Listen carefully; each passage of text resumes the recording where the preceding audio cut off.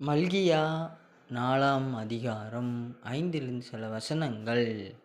இதோ பெரியதும் அச்சத்தைத் தோற்றுவிப்பதுமான ஆண்டவரின் நாள் வருமுன், இறைவாக்கினர் எலியாவை நான் உங்களிடம் அனுப்புகிறேன்.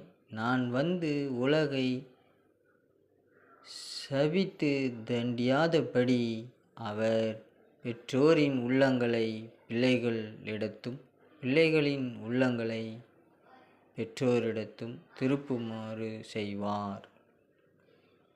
இங்கே நாம் கவனிக்கும் பொழுது, எலியா அனுப்புவேன் என்று இறைவன் சொல்கிறார். இது இன்றுள்ள அநேக ஊழியக்காரர்களை குறிக்கிறது. இன்றைய காலகட்டத்தில் அநேக ஊழியக்காரர்கள் தோன்றியிருக்கிறார்கள்.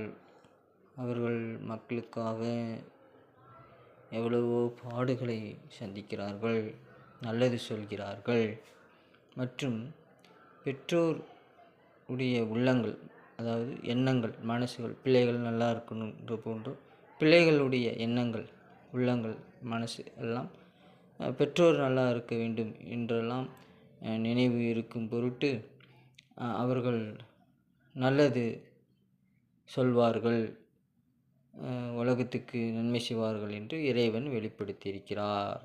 கடவுளுக்கு மகிமை உண்டாக.